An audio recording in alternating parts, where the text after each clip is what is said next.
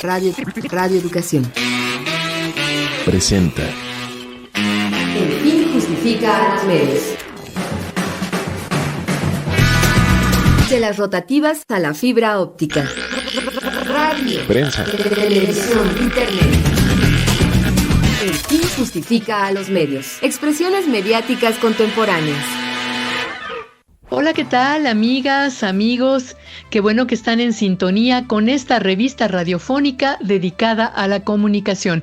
Les saluda Graciela Ramírez, a nombre de todo el equipo y en compañía de mi querido José Ángel Domínguez, iniciando este año. José Ángel, ¿cómo estás? ¿Cómo te fue? Muy contento, Graciela, y como todos los años nuevos, pues lleno de esperanza, de alegría, de construir junto con los otros, con los demás, con todos y con todas, pues un mundo nuevo, ¿no? Un espacio nuevo, en particular de comunicación, en donde todas y todos tengamos presencia, tengamos voz y podamos transformar para mejor esto que llamamos realidad. Y con esperanza, porque creo que la esperanza es lo que nos da también la amplitud de posibilidades que podemos tener, porque primero hay que desearlo para poderlo llevar a la realidad. Y pues arrancamos este 2025 con un balance en los temas de comunicación, y hoy vamos a hablar sobre lo que le depara este año a las instituciones culturales en nuestro país, sobre todo después de que el año pasado se anunciaron recortes presupuestales muy fuertes en este sentido. Efectivamente, y nos preguntamos, ¿qué implica? ¿Cuáles son los alcances de estos recortes? Especialistas han señalado que el sexenio de la presidenta Claudia Sheinbaum se estrenó con un presupuesto complicado para el sector cultura y afirman que no hay visos de que en este sexenio pudiera solucionarse algunos de los problemas más añejos en materia cultural. Así es, pero bueno, posteriormente a darse a conocer los presupuestos del sector cultura, pues hubo varias comunicaciones en el sentido de que esto se iba a corregir. Ha habido anuncios de más presupuesto para varias de estas dependencias y sobre eso vamos a hablar en el programa de hoy. También vamos a escuchar un reportaje sobre el albazo del Instituto Federal de Telecomunicaciones, en el que se aprobaron 2,400 concesiones que finalmente fueron echadas atrás por la presidenta. También les presentaremos un resumen con las noticias de comunicación, las más importantes de la semana. Así que le agradecemos muchísimo su participación aquí en El Fin Justifica a los Medios en el 2025.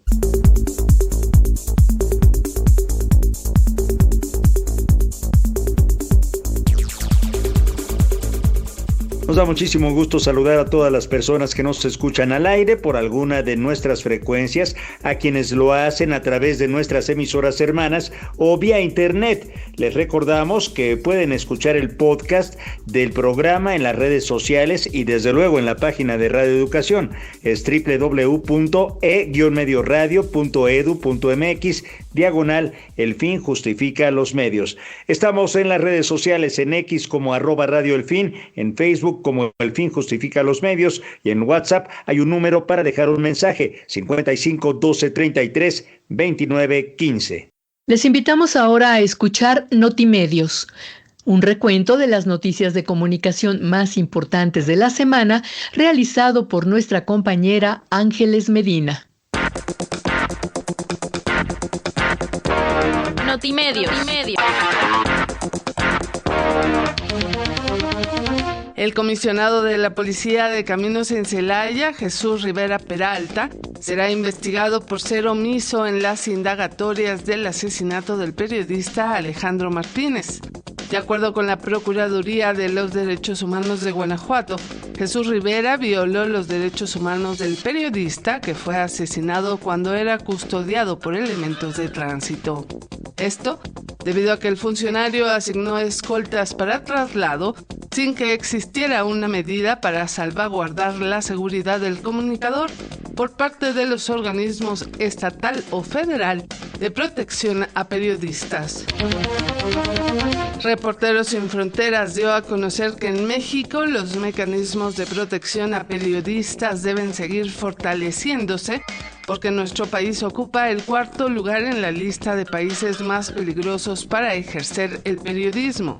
Balbina Flores, representante en México de esta organización, dijo que en 2024, 54 comunicadores perdieron la vida en cumplimiento de su labor informativa y destacó que en nuestro país se han mantenido, incluso profundizado, las zonas de silencio vetadas para profesionales del periodismo y donde la tarea informativa corre a cargo de ciudadanas y ciudadanos que arriesgan su vida. La presidenta Claudia Sheinbaum reveló que el Instituto Federal de Telecomunicaciones intentó concesionar prácticamente todo el espectro radioeléctrico restante en el país, esto pese a que constitucionalmente ya estaba extinto. La mandataria dijo que ese albazo será detenido y echado para atrás. Hay que recordar que el pasado 19 de diciembre, el IFT hizo pública la convocatoria y las bases de la licitación IFT-12 para concesionar el uso, aprovechamiento y explotación comercial de más de 2,000 bloques de espectro radioeléctrico. Una convocatoria cuyo principal beneficiario sería la telefónica AT&T, sin que ésta cumpliera cabalmente con los objetivos de cobertura social. Tras darse a conocer esta información, Canal 14 reveló que los responsables detrás de este intento de albazo serían Luis Videgaray, exsecretario de Hacienda en el sexenio de Enrique Peña Nieto, y el expresidente Carlos Salinas de Gortari, quienes son cercanos a la CEO de AT&T México, Mónica Aspe, hija del exsecretario de Hacienda salinista Pedro Aspe. En noticias internacionales, la Federación Internacional de Periodistas y la Federación Europea de Periodistas conmemoraron este 7 de enero el 10º aniversario del atentado contra la sede de la revista satírica francesa Charlie Hebdo, en el que fueron asesinadas 12 personas e insistieron en pedir la adopción de instrumentos vinculantes globales para proteger a las y los comunicadores. En un comunicado, las dos federaciones recordaron la absoluta necesidad de proteger la libertad de expresión y reclamaron a los gobiernos del mundo que garanticen la seguridad de los profesionales de los medios de comunicación y condenen la impunidad de los asesinatos de periodistas. En Venezuela, 5 meses después de la ola de detenciones por las elecciones presidenciales, fueron liberados 5 de los 8 periodistas que fueron encarcelados por cubrir las manifestaciones para denunciar fraude electoral. 3 de ellos todavía permanecen en prisión. Estos 5 periodistas están sometidos a restricciones judiciales, es decir, tienen que presentarse regularmente ante la justicia, no pueden salir del país y tienen prohibido expresarse públicamente sobre sus casos, por lo que la organización Reporteros Sin Fronteras ha pedido a las autoridades que se eliminen las restricciones y que se libere a los 3 periodistas faltantes.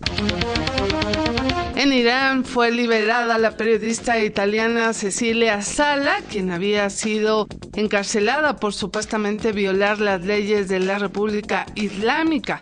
El régimen negó que la detención de la comunicadora haya estado relacionada con el arresto de Mohamed Abedini en Milán, 3 días antes de que Estados Unidos solicitara su extradición por conspiración y apoyo a una organización terrorista. La periodista, que llegó a Irán el 13 de diciembre con visado de comunicadora, ya está viajando a su país. Ella estuvo recluida en una celda individual y en régimen de aislamiento en la prisión de Evin en Teherán. En la India, el grupo de vigilancia de la prensa exigió una investigación exhaustiva tras el descubrimiento del cuerpo del periodista Mukesh Chandrakar, en una fosa séptica que fue cubierta de cemento. Múquez había realizado reportajes sobre la corrupción y la insurrección maoísta en el estado de Chhattisgarh, en el centro de la India. Hasta aquí las noticias de comunicación más importantes en esta semana. Le invitamos a consultar la sección completa en nuestras redes sociales. Ojalá y usted atienda la invitación a consultar Notimedios en nuestras redes sociales y estar bien informados en lo que toca al universo de la comunicación. Gracias a todos y a todas por sus comentarios en la red social X, en @Radio El Fin, en Facebook como El Fin Justifica los Medios y en WhatsApp al número 55 12 33 29 15. Ahora les invitamos a escuchar el reportaje de Alexia Cervantes sobre Albazo del Instituto Federal de Telecomunicaciones. Escuchemos.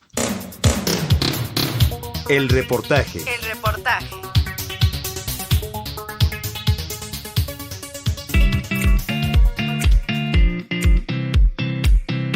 En agosto de 2024, el Senado de la República aprobó en lo general con 22 votos a favor, 17 en contra y ninguna abstención la desaparición de 7 organismos autónomos, entre ellos el Instituto Federal de Telecomunicaciones. Con esta decisión, las funciones del IFT, como encargado de otorgar concesiones de radiodifusión y promover el desarrollo de las telecomunicaciones en el país, pasarán a la Agencia de Transformación e Innovación Digital, a la Secretaría de Comunicaciones y Transportes y a un nuevo organismo que, de acuerdo con la presidenta Claudia Sheinbaum, se anunciará este mes de enero. El decreto que formaliza la extinción de estos organismos autónomos fue publicado en el Diario Oficial de la Federación desde el 20 de diciembre. No obstante, José Antonio Peña Merino, titular de la referida Agencia de Transformación Digital, dio a conocer que, un día antes de la publicación del decreto, este instituto otorgó 2.400 licencias para frecuencias de radio. Justamente un día antes de que se publicara en el Diario Oficial de la Federación lo que el Congreso mexicano aprobó, pues se hace pública inicia, digamos, el proceso ya público de la licitación de más de 2.400 cachitos y cachotes de espectro, ¿no? Algunos son cachitos porque son espectros locales, por ejemplo, para radios comunitarias, y algunos son muy grandes, como la de 600 MHz, que permitiría a un proveedor de telefonía celular proveer o crecer los servicios de 5G, ¿no? Que es parecida a la de 700 que tiene Altán, por ejemplo, que usa Altán. Esta decisión fue calificada por la presidenta de México, Claudia Sheinbaum Pardo, como un albazo. Quisieron dar un albazo, imagínense licitando todo lo que queda del espectro. Entonces, pues no se puede permitir eso, porque la decisión es del Estado mexicano, no es la decisión de unos cuantos personas que son parte hoy del IFT, que molestas por supongo, ¿no? Quienes quisieron dar este albazo. Entonces no va a proceder. Vamos a hacer todo lo jurídico que sea necesario para que no proceda, porque no es correcto. En este contexto, Sheinbaum también aseguró que el IFT no cumplió con su objetivo principal, acabar con los monopolios en telecomunicaciones. Además, advirtió que las licencias otorgadas en los últimos días no serán reconocidas por el gobierno y por lo tanto serán canceladas. Escuchemos su explicación. De los organismos autónomos ya lo hemos planteado.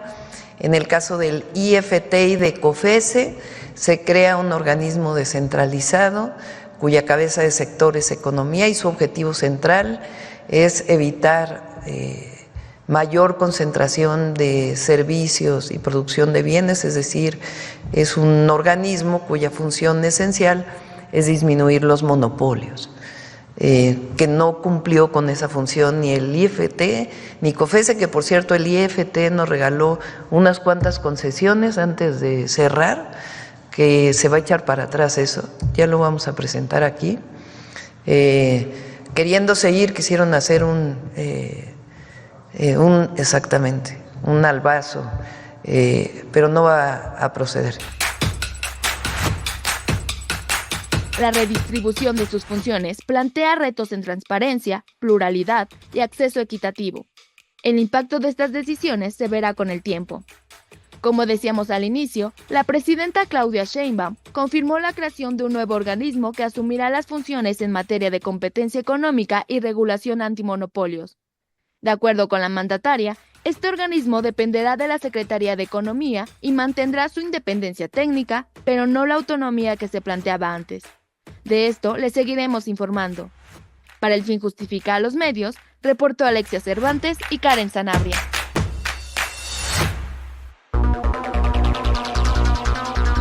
La entrevista.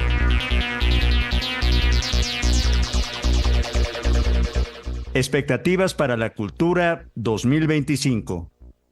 En noviembre del año pasado, el proyecto de presupuesto de egresos de la Federación, que la Secretaría de Hacienda entregó a la Cámara de Diputados, planteó un recorte de casi 30% al presupuesto del ramo 48, en el que se ubica a la Secretaría de Cultura. Todas las direcciones se verían afectadas, algunas por supuesto más que otras, pero sobre todo los órganos desconcentrados, el INAH, el INVAL, Radio Educación, Indautor, el INERM, entre otros. Finalmente, tras la movilización de diversas organizaciones sindicales, la discusión entre fuerzas políticas, el anuncio de la presidenta Claudia Sheinbaum de que los recursos de los órganos autónomos que desaparecerían serían reasignados al sector cultura, pero nos preguntamos en El Fin Justifica a los Medios, ¿cuál es la situación que enfrentarán las instituciones de cultura en este año 2025? ¿Hay un plan de trabajo bien definido que permita atender aquello que no se ha atendido desde que se creó la Secretaría de Cultura? De esto y mucho más vamos a conversar con nuestro invitado.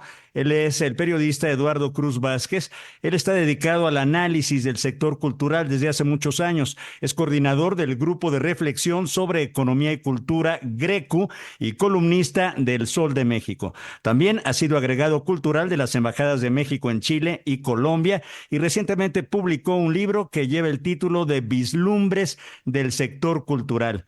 Eduardo, te agradecemos muchísimo por tu tiempo y tu disposición para compartir con las audiencias de El Fin Justifica los Medios de Radio Educación. Gracias, bienvenido. ¿Qué tal? ¿Cómo estás, José Ángel? Pues mucho gusto, al contrario, después de algún tiempo estamos aquí de regreso en esta emisión que ya forma parte pues de la tradición de Radio Educación y bueno, contigo y con Graciela pues han cubierto muchos temas relevantes. En fin, la agenda no deja de ser intensa, así es que con mucha gratitud en este año nuevo, pues estoy listo para que tú me plantees las expectativas de este diálogo, José Ángel. Te agradecemos muchísimo, Eduardo. Y bueno, cuando hablamos de cultura, hablamos prácticamente de todas las actividades humanas, desde luego, pero para ceñirlo, dirías que ¿cuál es la situación que enfrenta el sector cultural en nuestro país? Sí, mira, siempre es importante regresar o tratar de volver a poner en perspectiva. La mayor parte de la gente, la mayor parte de la población, incluso diría de la gente de la comunidad cultural, suele identificar como sector cultural o como vida cultural del país lo que ocurre alrededor de las instituciones culturales de carácter federal, y según cada entidad federativa, pues hacen lo propio con las estatales y a nivel municipal igual. Es decir, a pesar del largo periodo histórico que tenemos y de muchos elementos que permiten entender con toda claridad lo que significa tener un sector cultural como parte del desarrollo del país, ¿verdad? Seguimos teniendo pues limitaciones en la comprensión de este gran fenómeno. Sí, y esto hace que normalmente en cada presentación de la iniciativa de miscelánea fiscal y del presupuesto de egresos de la Federación, siendo un país que no puede planear, aunque se diga que así es, en realidad no se puede planear más allá de un año, pues se despierte y se genere una gran discusión con muy diferentes puntos de vista acerca de lo que son las partidas y los recursos que se asignan justamente al aparato federal, es decir, a las instituciones centrales que por obvias razones y sin quitarle y restarle importancia, pues son las que articulan mucho de este sentido de la vida cultural del país. Pero esto nos impide pues un análisis más detallado, digamos, posiciones un poco más sensatas, y creo que el propio gobierno se hace bolas, pero no solo sino el pasado y los pasados, ¿no? Y esto lo que impide, pues, es ver que el sector es como cuando la gente, si le dices sector de la construcción o sector inmobiliario o sector maquilador, o sector de las telecomunicaciones, o sector turismo, ahora que salió recientemente, hace una semana salió la actualización de la cuenta satélite de turismo, en fin, entonces, ¿y por qué cuando se les dice sector cultural les cuesta tanto trabajo entenderlo? Y para hacerlo muy práctico, José Ángel, pues simple y llanamente se trata de que al ser un sector de la producción, que además es el análisis que yo he cultivado por muchos años, pues tiene un componente de mercado que es el que manda. Es decir, la mayor parte de esta llamada vida cultural está articulada a partir de lo que ocurre en el mercado, o sea, la oferta y demanda de bienes y servicios culturales. Y la otra parte, que es no mercado, es lo que corresponde pues a las organizaciones de la sociedad civil, a todas las instituciones sin fines de lucro, a toda la actividad, digamos, comunitaria, que no tiene la finalidad de comercializar ninguno de estos bienes y servicios, y por supuesto corresponde a la labor de gobierno, que pues el gobierno no hace negocio, o sea, el gobierno inyecta recursos a la economía y favorece la actividad económica, pero en sí mismo, pues el gobierno no es un negocio. Claro. Entonces, si nos quedamos con estos elementos básicos, y si tú lo que quieres es que nos centremos fundamentalmente en lo que va a pasar este año con las instituciones culturales, pues bueno, por lo menos ya dejamos una vez más la intentona o bueno, pues el interés de que quienes nos escuchan y de quienes participan de la vida cultural de México, pues puedan asomarse a comprender la importancia de estos tres grandes campos que he resumido de manera pues, muy coloquial para facilitar su comprensión. Claro, Eduardo, y lo dices muy bien y tocas aspectos nodales en este terreno. Todo el mundo disfruta, reconoce la cultura mexicana, no solo al interior, sino al exterior del país, pero tocas un punto importantísimo. ¿Son rentables estos aportes de la cultura a la economía mexicana? No nada más la cuestión cultural, comunitaria, religiosa y demás, sino ¿es rentable la cultura en México? Bueno, lo que hay que asumir es que existen funciones de gobierno, funciones, bueno, constitucionales, ¿no? Determinadas en la Constitución, los derechos culturales, hay una ley general de cultura y derechos culturales, existe un marco normativo y existen convenciones internacionales que bien o mal ahí están, o sea, hay todo un andamiaje legal que compromete a un Estado entendido como la noción de país, de república, a otorgar bienes y servicios a la población. Ese es un derecho, ¿no? Y estos tienen que entenderse como parte de un proceso de gratuidad, o sea, o de un costo mínimo o básico. No olvidemos que pues las zonas arqueológicas, los museos, los libros del Fondo de Cultura Económica, así sean de 45 pesos, o sea, muchos de estos bienes y servicios que presta el Estado son con un precio, es decir, están en un mercado subsidiado, pero bueno, toda esta actividad lo que busca es darle servicios culturales a la población como se busca dar servicios médicos a través del ISSSTE o del Seguro Social, Bienestar, en fin, con carreteras o qué sé yo. Ese es el chiste de la discusión, ¿no? Verlo en ese nivel. Ya lo que es la gente que trabaja directamente haciendo negocio y que tiene que jugársela viendo quién compra, quién vende y todo eso, ese es otro, es harina de otro costal, aunque sea dentro del mismo sector.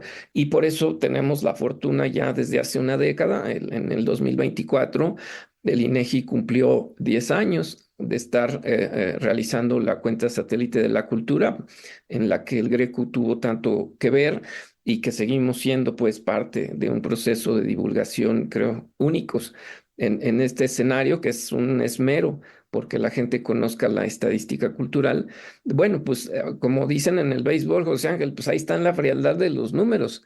Y los números, pues no dejan, pueden llenarse de significados, pero al final del camino están ahí dando una señal muy clara de cómo y de qué manera se comportan todos estos agentes económicos que actúan en nuestra república y todo lo que en el caso del Estado se está inyectando a la economía cultural del país, ¿no?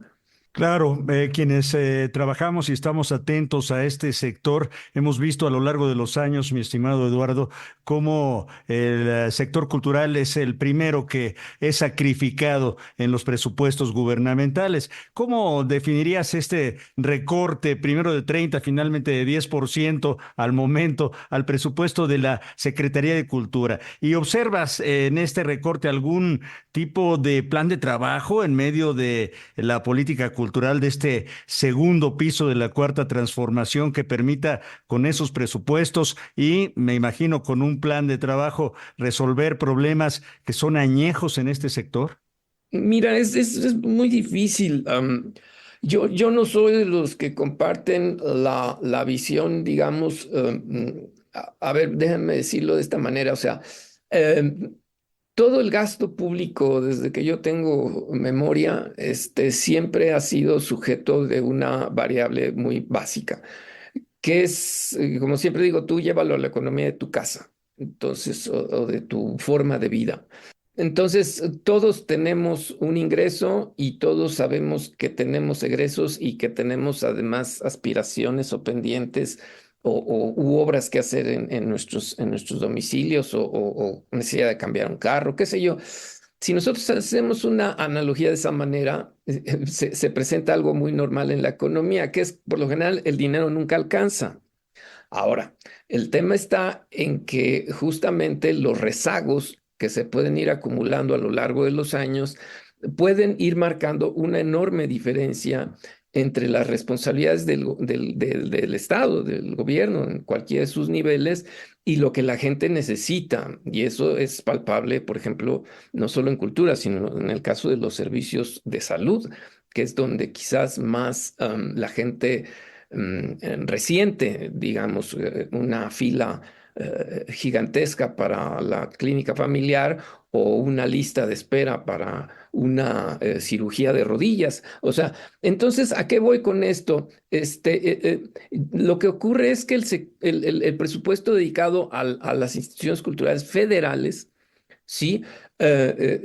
No está, digamos, a la orden del día, es decir, no está actualizado, pero pasa con todas las dependencias, pero recordemos que simplemente la Secretaría de Cultura Federal ejerce más recursos que la Cancillería Mexicana y yo te preguntaría, y bueno, es menos importante la Cancillería Mexicana y demanda menos dinero cuando tiene cerca de 200 representaciones en el mundo y tiene que hacer muchas cosas, además de tener embajadores, cónsules y etcétera. Hay centros culturales, en fin, es una discusión un poco difícil cuando no se ha logrado, José Ángel, que se socialice cierto nivel de información y cierta capacidad de análisis desde las instituciones educativas, las que imparten licenciaturas, que no enseñan a nuestros humanistas, sean músicos, historiadores, antropólogos o incluso abogados o qué sé yo, sociólogos, en fin, no alcanzan a comprender qué es la estructura de un sector.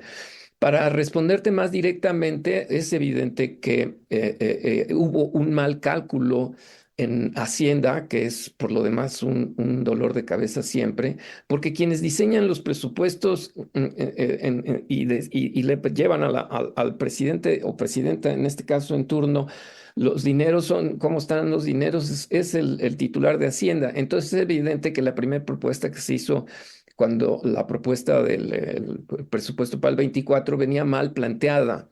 Habían omitido que se habían creado nuevas necesidades y que existían una serie de rezagos y sobre todo, José Ángel, que existían promesas de campaña que tenían que cumplirse y que iban a costar dinero.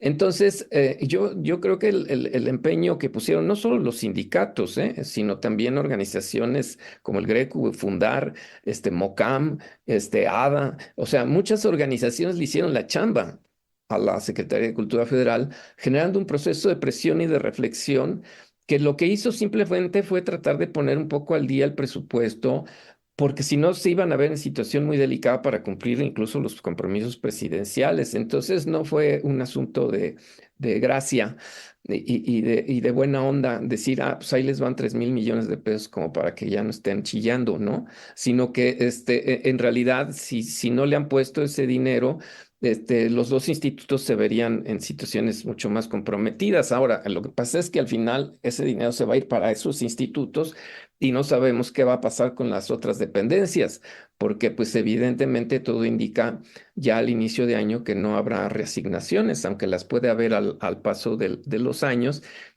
perdón, de los meses, y eso tiene que ver con la recaudación fiscal y con la decisión del Ejecutivo, porque ahí ya el Congreso ya no entra en discusión. Pero para cerrar el tema, en esta pregunta, pues recordemos que el pico de presupuesto a una dependencia, sumadas todas las fuentes que había en ese entonces, en el último año de gobierno de Calderón, se alcanzaron para el ejercicio fiscal del 2013 más de 16,000 millones de pesos.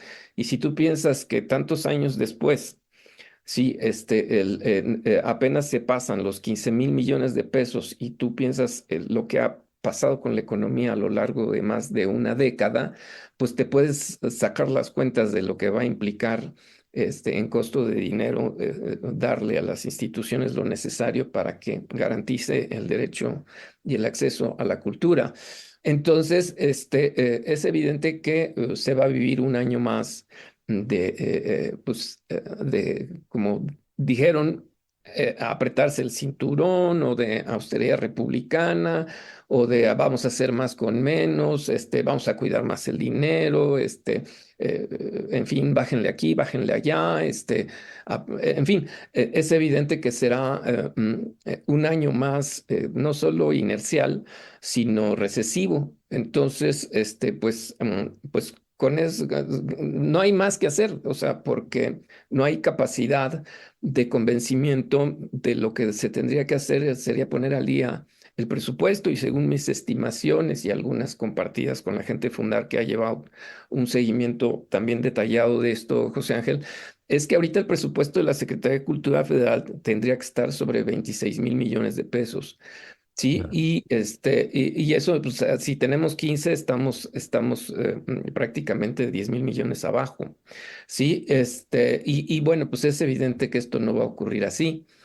Entonces, pues esa es una realidad con la que vamos a tener que seguir caminando los próximos 6 años, porque yo no tengo ningún elemento de análisis que me haga pensar que al término de este sexenio se pueda poner al día un rezago que es ya cada vez más inalcanzable, ¿no?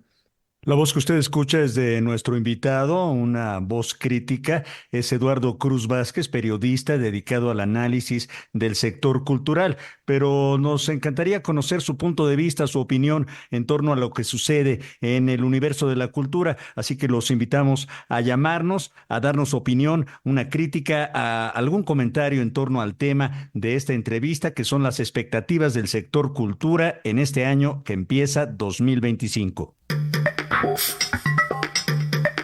Entra en comunicación mandando un correo a elfinjustifica@yahoo.com.mx. Y por supuesto, a través de Facebook nos encuentras como El Fin Justifica los Medios, y en Twitter como @Radio El Fin. Haz tuyo este espacio dedicado a la comunicación.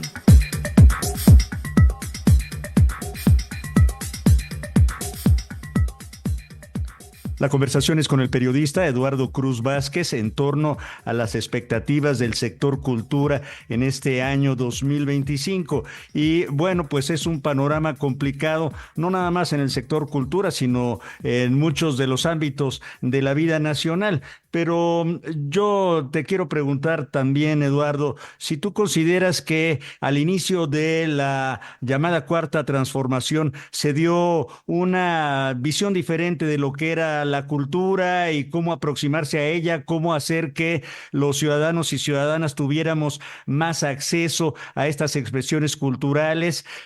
Hubo un cambio de enfoque en materia cultural en el sexenio anterior y qué podríamos esperar en este sexenio, en ese ámbito. Mira, fíjate que yo soy de la idea de que las grandes líneas de preocupación y de acción y de intervención y de todo Sion, desde la posrevolución siguen siendo las mismas.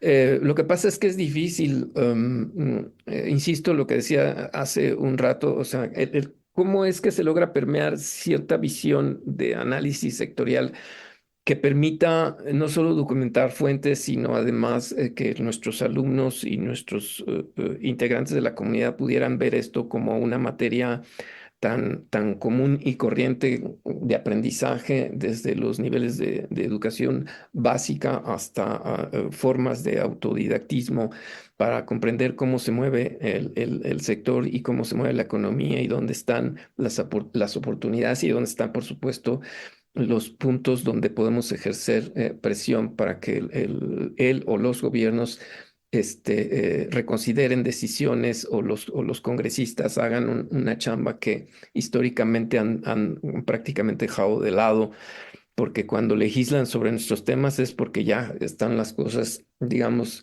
muy, muy marcadas por una decisión presidencial, o bien porque las condiciones han llegado a un punto en el que si no interviene el Congreso en donde tiene que intervenir, pues no hay solución.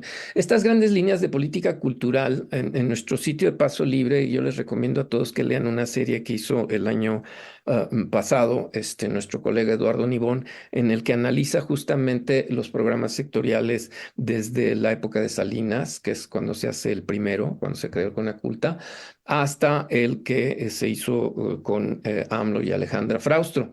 Y ustedes van a poder ver que las grandes constantes de política cultural han estado ahí presentes en ese periodo, pero si echamos la vista más para atrás, en la medida en que se fueron creando las instituciones y los gobiernos por revolucionarios lo fueron trabajando, pues todos estos temas, digamos que podrían ser el sello de la 4T, que es, por ejemplo, todo este aliento comunitario, los semilleros y todas estas políticas o las decisiones populares o qué sé yo, pues son temas que han sido recurrentes.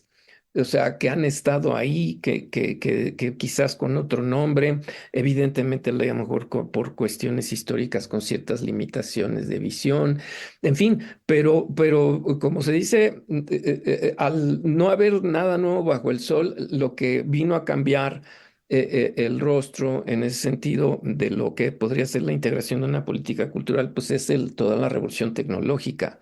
Y hemos visto cómo desde el propio gobierno de Calderón, cuando ya asomaba esto, pues las respuestas no alcanzaron a ser suficientes, pero hubo ya un interés por tratar de hacerlo. Recordemos todo lo que en ese momento propusieron tanto Sergio Vela como Consuelo Sáizar.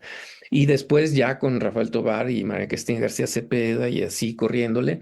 Entonces, ¿qué es lo que distingue a los gobiernos de antes de AMLO, verdad? Pues es sin duda este acento comunitario, como tú dices, vamos a ir un poco la tesis de primero los pobres, pero también en cultura, y que es digamos, una redistribución del gasto ya de por sí redistribuido, sí, pero en esencia la Secretaría de Cultura que tiene ahora Claudia Curiel sigue caminando por los mismos rieles o las mismas pistas que han caminado todos, porque son las que hay. O sea, porque además tampoco hay mucho, puedes innovar algún programa, esto de original o cosas así, pero en realidad pues los compromisos como los de Radio Educación Centenaria pues son los mismos. Lo que puede variar son los formatos, son la capacidad de los redactores, de los conductores, la formación de ellos, su bagaje cultural, su capacidad tecnológica, etcétera, ¿no?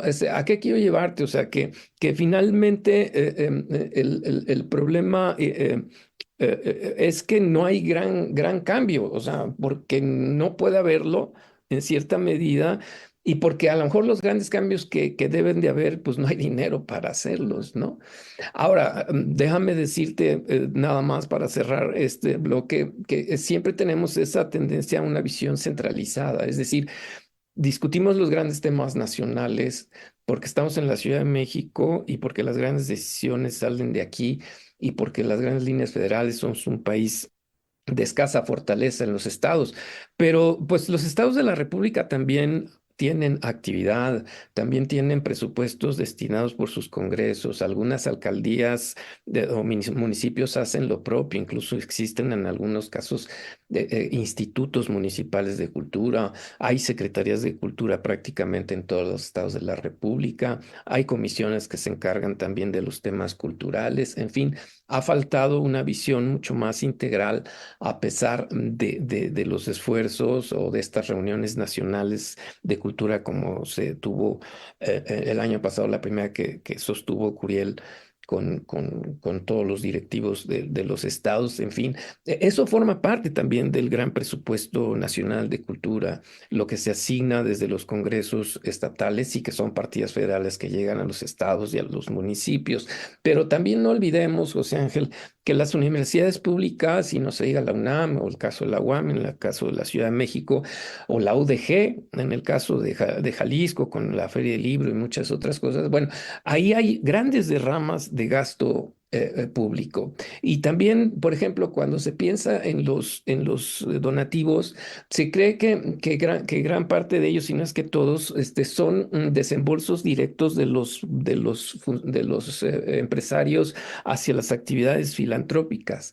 Y se olvida que en efecto que hay empresarios que ponen de su bolsa sin pedir que se les expida o se autoexpidan recibos deducibles de impuestos. Pero no nos olvidemos que todos las deducibilidades o los estímulos fiscales no es otra cosa más que lo que se llama coloquialmente los subsidios cruzados. ¿Qué quiere decir esto? Es un dinero que el Estado renuncia o las arcas públicas renuncian a recibir a cambio de que sean canalizados a ciertas actividades bajo ciertas condiciones como marca la ley en ese caso. Es decir, es un subsidio que vamos a decir, el dinero no llega a Hacienda y lo que permite es que los particulares y la sociedad civil organizada puedan ejercer ese recurso e incluso reinvertir servicios que prestan para poder seguir animando las organizaciones que tienen esas características de donatarias. Entonces, cuando nosotros nos ponemos a sumar todos esos dineros que provienen del presupuesto de egresos, porque todo está previsto en eso, nos daríamos cuenta de que el presupuesto de cultura no son 15,000 millones de pesos que se le da a una Secretaría de Estado, sino son muchos miles más de millones de pesos que se le dan a todas estas instituciones, a todas estas ONGs, a muchas otras cosas que suceden en el país, a cooperación internacional que no necesariamente llega en dinero, sino llega en asistencia o en especie. Y este gran presupuesto nacional, pues yo lo intenté sumar hace ya muchos años, pues son mucho más de 15,000 millones de pesos y beneficia mucho más. Ahora, el tema es que no necesariamente todo ese dinero que está circulando, que la cuenta satélite cuenta de alguna forma porque habla de un PIB cultural que se está rondando los 800,000, 900,000 millones de pesos. Ahorita no tengo la cifra a la vista, ¿verdad? O sea, menos de 1 billón de pesos. Pero si comparas eso con turismo genera más de 2 billones de Producto Interno Bruto. O sea, en fin, esto es todo lo que ojalá algún día, José Ángel, y gracias por esta oportunidad en este magnífico programa. Esto es lo que yo sueño que un día se vuelva materia corriente y que todos los que estamos en la comunidad cultural lo podamos verbalizar, analizar y platicar, como cuando discutimos si tal funcionario dijo algo y no les pareció, si el Congreso no destinó tanto dinero y entonces hay que pelear porque le den más lana, etcétera, pero en el fondo sigue habiendo, para mi gusto, y lo digo con mucho respeto, una enorme incapacidad de entender cómo articular todo esto y luego, por supuesto, cómo convertirlo en un ejercicio democrático en el cual salgan beneficiados todos los que participan de un sector llamado cultural.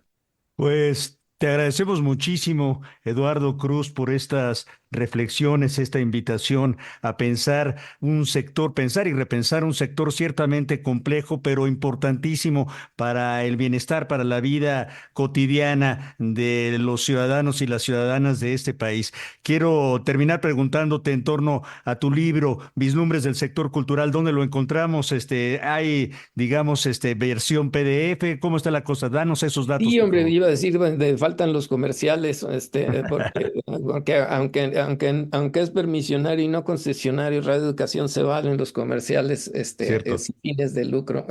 No, mira, este libro Vislumbres salió justamente en febrero del año pasado, está disponible todavía ejemplares en la mayor parte de las librerías, es una coedición de la Universidad Autónoma de Nuevo León con Lectorum, y se puede adquirir el libro físico a través de Amazon. No hay versión digital, en esta ocasión lamentablemente no la pudimos armar, ¿verdad? Pero está también el sitio de Paso Libre del Grecu, que yo les recomiendo que lo visiten. Están disponibles las 24 gráficas más importantes con los datos más relevantes de la actualización de la cuenta satélite de cultura al año 2023. Es un insumo formidable, didáctico, digamos, que permite a cualquier persona ver lo básico de los números de nuestro sector. También les recomiendo mucho que abreven de eso y lo lean. Están los de la cuarta el año anterior. Es que hacemos una jornada nacional de la cuenta satélite, José Ángel, cada mes de noviembre desde hace 5 en una alianza con INEGI. Así es que hay información disponible. Entonces yo te agradezco mucho esta oportunidad y que ojalá se acerquen al libro, porque justamente lo que hace el libro es un poco comentarles esto que acabamos de conversar tú y yo en esta magnífica emisión, y con la gratitud a todos los radioescuchas. Estoy en todas las redes sociales. Si se les dificulta, me avisan, me escriben y les puedo ver el PDF del libro, pero bueno, todavía hay algunos ejemplares en mercado y nada como ayudar al autor y a las editoriales comprando el libro, que además está muy económico, 200 pesos, ¿no? Porque estos salen así más razonables en sus precios.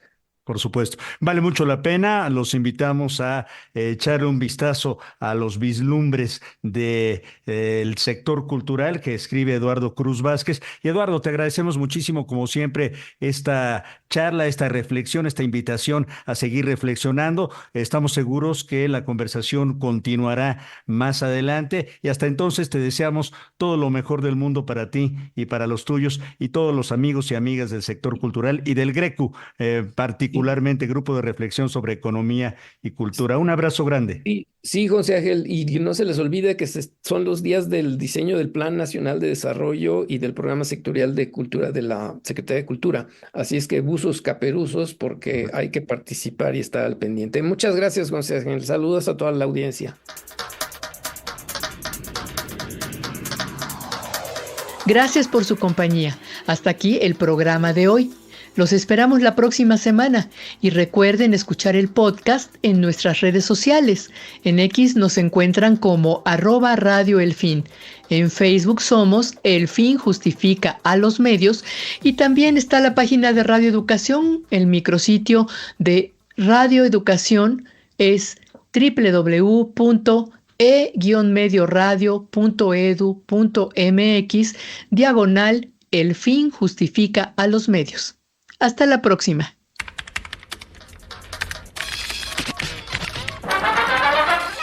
Radio Educación presentó El Fin Justifica a los Medios.